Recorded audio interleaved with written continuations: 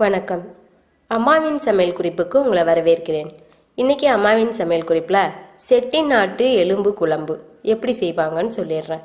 அதுக்கு தேவையான பொருள்: ஆட்டு நல்லி எலும்பு 1/4 கிலோ, நறுக்கிய உருளைக்கிழங்கு தேவையான அளவு, அரைத்த தேங்காய் 1 மூடி, நறுக்கிய வெங்காயம் தேவையான அளவு, நறுக்கிய தக்காளி தேவையான அளவு, நறுக்கிய பச்சை மிளகாய் 10, வரமிளகாய் 10, மிளகு 1 ஸ்பூன், ஜீரகம் 1 ஸ்பூன், பட்டை சோம்பு 1 ஸ்பூன், மிளகாய்த்தூள் 1 ஸ்பூன், மஞ்சள் தூள் 1 ஸ்பூன், பிரியாணி இலை 1, எண்ணெய் தேவையான அளவு, உப்பு தேவையான அளவு. இப்போ இதை எப்படி செய்வாங்கன்னு சொல்லிடுறேன். ஃபஸ்ட்டு ஆட்டு நல்லி எலும்பை நல்லா க்ளீன் பண்ணிவிட்டு அதில் மஞ்சள் தூள், உப்பு, தேவையான அளவுக்கு தண்ணி சேர்த்து நல்லா ஒரு பாத்திரத்தில் வேக வச்சுக்கோங்க.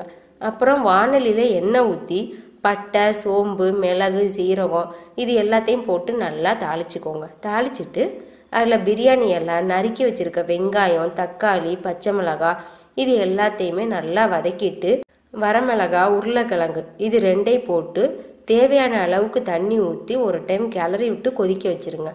அப்புறம் இந்த கலவை நல்லா கொதித்ததுமே அதில் இந்த வேக வச்சுருக்கீங்கல்ல இந்த ஆட்டு நல்லி எலும்பு அதையும் அதிலே கொட்டி நல்லா கிளறி விட்டுட்டு 1 ஸ்பூன் மிளகாத்தூள், அரைச்சி வச்சுருக்க தேங்காவையும் ஊற்றி லேசாக எண்ணெயை மேலே ஊற்றி கொதிக்க வச்சிடணும்.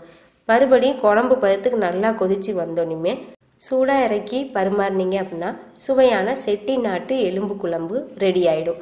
இந்த செட்டிநாட்டு எலும்பு குழம்ப நீங்களும் உங்கள் வீட்டில் செஞ்சு பார்த்துட்டு எப்படி இருக்குன்னு எங்களுக்கு சொல்லுங்கள். தேங்க்யூ.